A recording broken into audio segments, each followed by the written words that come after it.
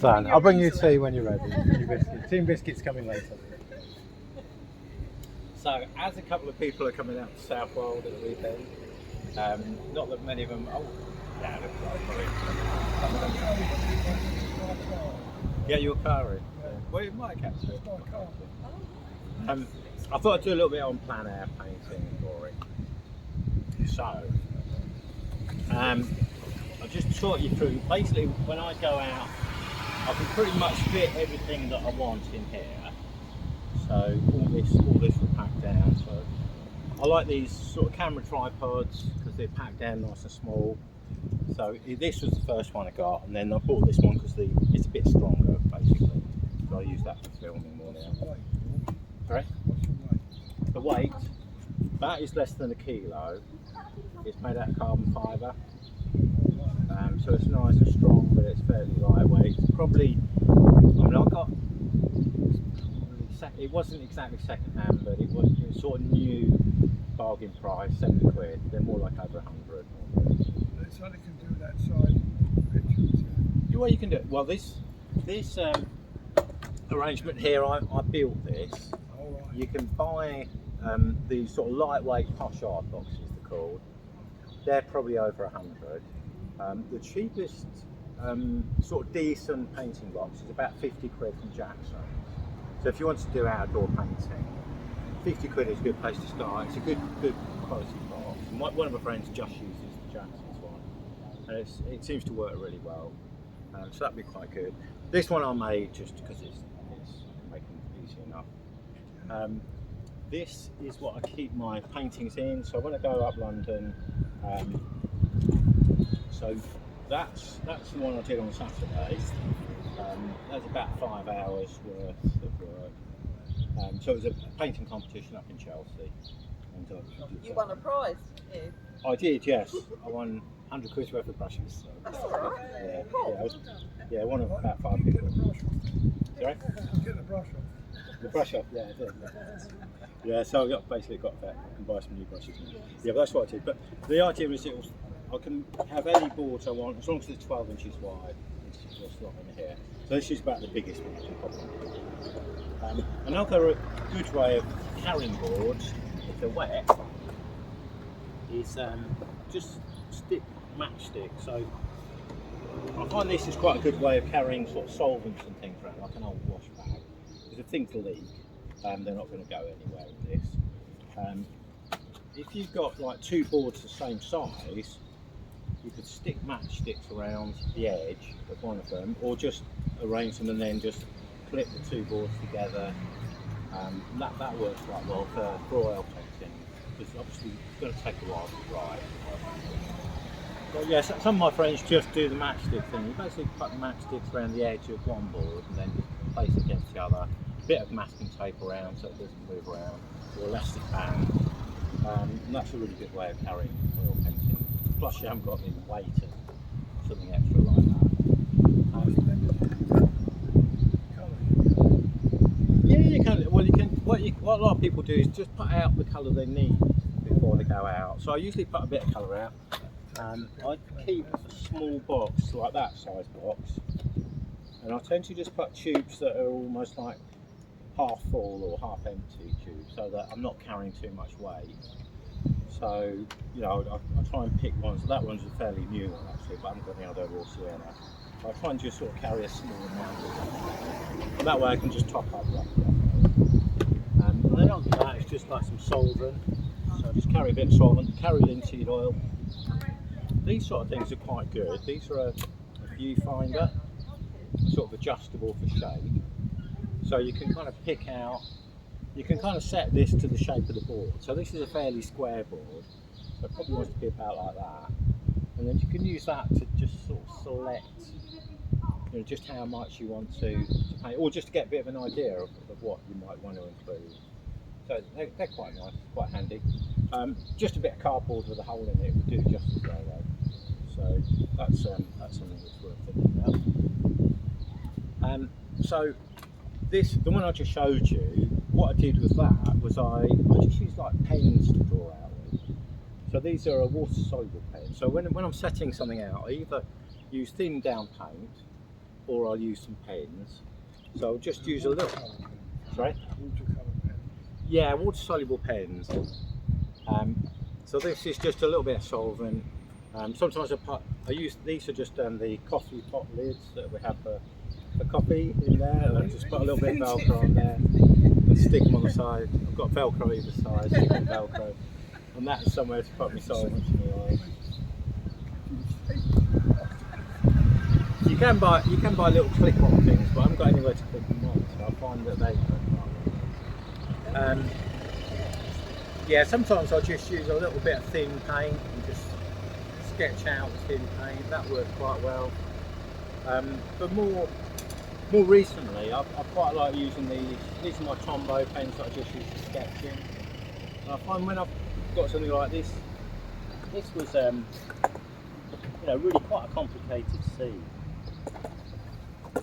And it meant that I could just put things down and quite easily wipe them out, wipe bits out. So something like that, I would probably say the windmill. That is very light. You can probably just about see that. So I usually use that one if I can. Maybe go a little bit darker, so if there's bits you need to see. I'll use this so you can see it. But I would really just sketch out, what I want to include. I might not want all the sails, maybe just a little bit of that.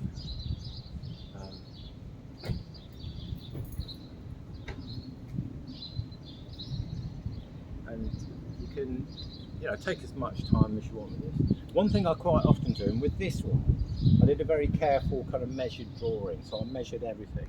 So I basically would use something like one pen to measure, say, the width of the turret, and then I could just mark it off like that. So that top bit would be too big. But the nice thing about the pens is just get something a little bit damp to wipe them out with. Very easy to change. Whereas a pencil, you've got to get rubbers out and all that sort of thing. So I quite like these for sketching, particularly if it's quite complicated. So I can measure like that, and then you want to get the height.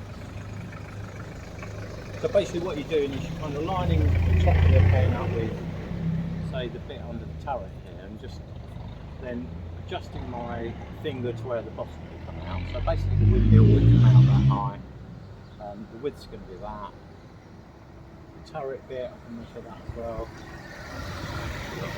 It's a really quick and easy way of just getting everything the right shape and proportion. Maybe the gap, or get the height of the tree maybe, something like that. That's going to come in to about there. That sort of thing. And then once I'm there, I can then, as you can see, I've been able to make adjustments. The perspective stuff we were looking at last week, this side is going to go up, this side is going to go down. And then we're just getting the shape of it. That would be angled, so there'll be angles on all those. And then the under, a little bit tucked in there, a little bit tucked there. If I wanted to get both sides the same, I haven't got quite often I use like a little bit of board for a straight edge. I don't think I've got that with me. I could use I've got another board. It's going to be difficult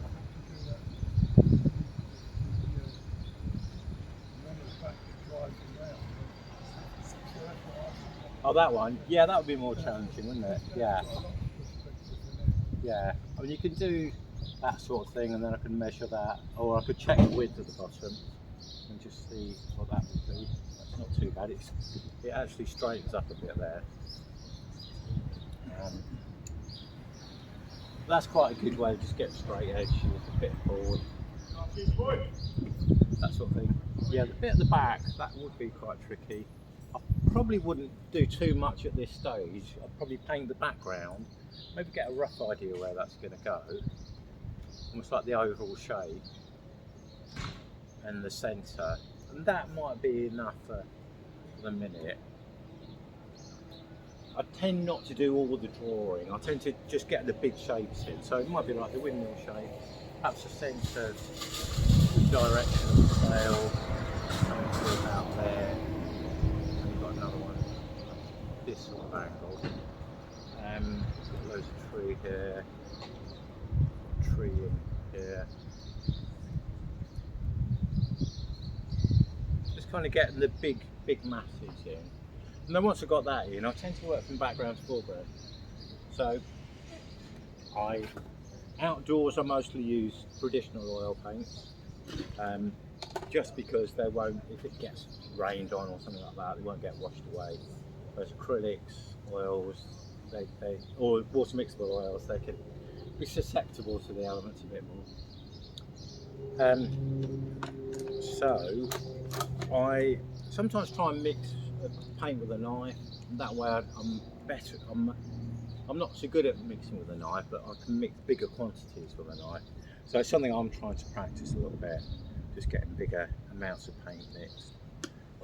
With the sky, you'll find it's probably a little bit, almost like a warmer tone here, and a little bit bluer and cooler as you go further up. So I didn't even notice that, but if you have a look at the sky, you find towards the horizon, the colour is a little bit, maybe a bit redder, a bit more yellowy, and then you get the stronger blues further up. So I'll add a little bit of blue to that.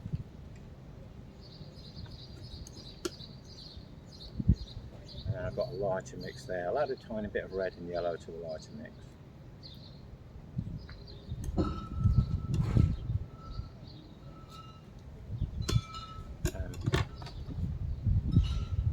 Just thin that. Don't necessarily thin it too much, but just enough to get it to flow. I think I should have washed that brush a bit more. The clouds, sometimes I'll just leave a bit of space for the shape of the clouds like that. So that could be cloud here, and then I'll work into that later. You can see I don't worry too much about the drawing, because things like the sails, they'll can be painted back again over the top. Maybe leave a little bit of shapes of clouds.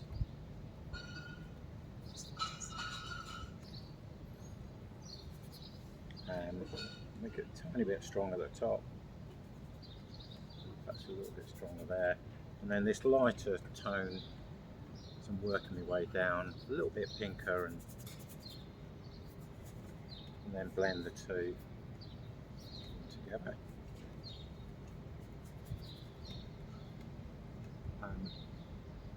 Yeah, that shape, I'll put some, so I'll leave a little bit of a gap where that back bit would go.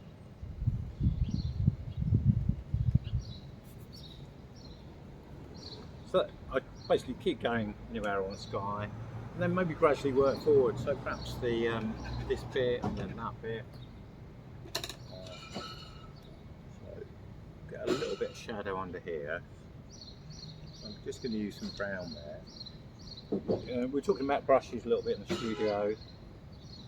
On these boards, they're quite smooth, so I tend to use nylon brushes quite a lot. These rosemary brushes are good. That's the make that I've won my voucher with. I'm going to have some new ones of these things. Yeah, these I really like as well. These are Cass Art brushes. Basically, get a set of these, about 20 quid, 25 quid, something like that. Maybe 6 or 7 at a time. And when they start to go a bit out of shape, which that one is a little bit now, I'll then get another one with those drills, something like that. But they're quite nice. They've got just the right amount of spring to them. They're not too soft and they're not too stiff either. So it's probably personal taste. Sorry? Well, all brushes are all about the same to clean. What I do is I'll give them a good working through the solvent. Yeah, I'll get all the paint out with the solvent as much as I can, and then I'll go in my studio and I'll get some washing up liquid, and then just really rub them into the washing up liquid, run them onto the tap. But you hey, yeah, just do that sort of thing to keep them in the shade. Yeah, that's the best thing. Yeah, just while they're drying. I tend to dry them like that. I don't tend to do that. Some people say not to do that. Dry them flat. I was thinking it's probably better to dry them flat so water isn't running back. I don't know. That seems to work. Yeah, I can keep them for a reasonable length. I don't know when I bought these, but these are probably quite a few months old now. Depends how much painting you're doing, but I find that I like to have at least some brushes that are nice and sharp shape. So when I do little sharp lines like that, I can get details working like that. and you can see the drawing just disappears in that. I'll use the same one for the sort of brick colour, which is slightly pinky. So I'll add some brown and pink together.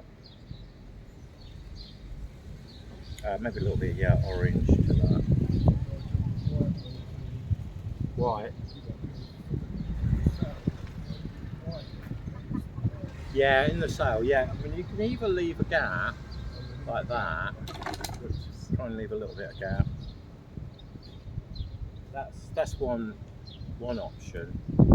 Or wait for that to dry and come back and paint it another day. I'll try it without the gap. See if I can do it. I'll show you another way that I sometimes do. That's a little bit dark. In fact, the shadows have moved around actually. This morning, the shadows were on this side and they're now more over here. So I can actually go a little bit lighter there. So I'll add a bit of white to that as well. Kind of like a pinky tone. Light is a little bit flat now. So you could, things like the window, it might be worth painting a window in now and then painting this kind of pinky colour around it. Something like that.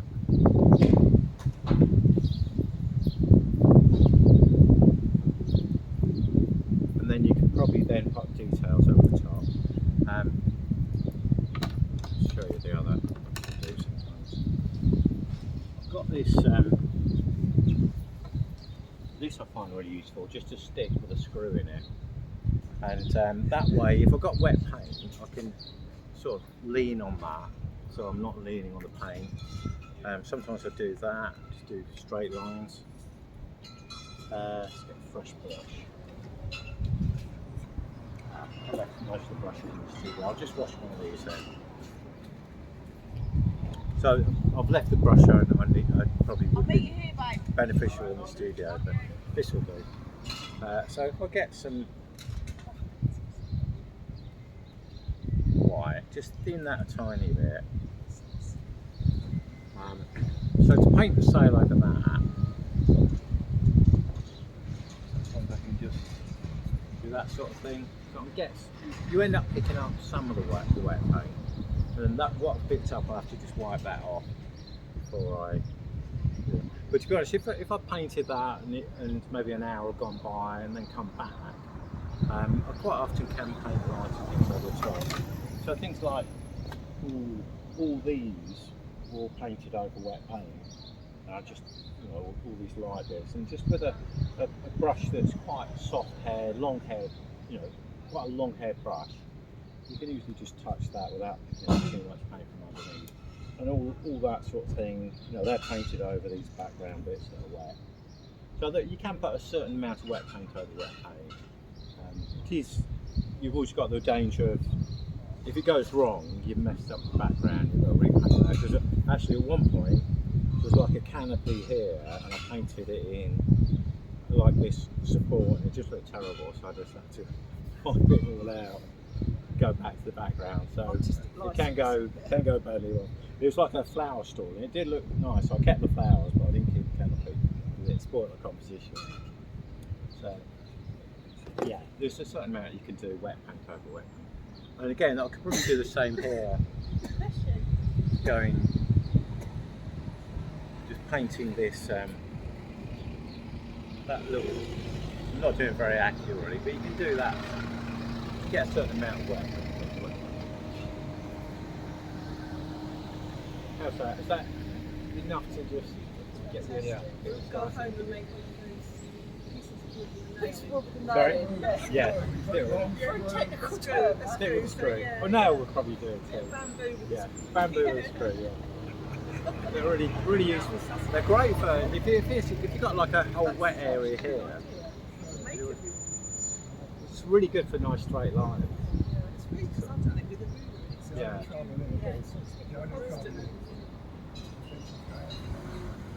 If your hand, well, even so, you might make it up. Yeah. Have a go.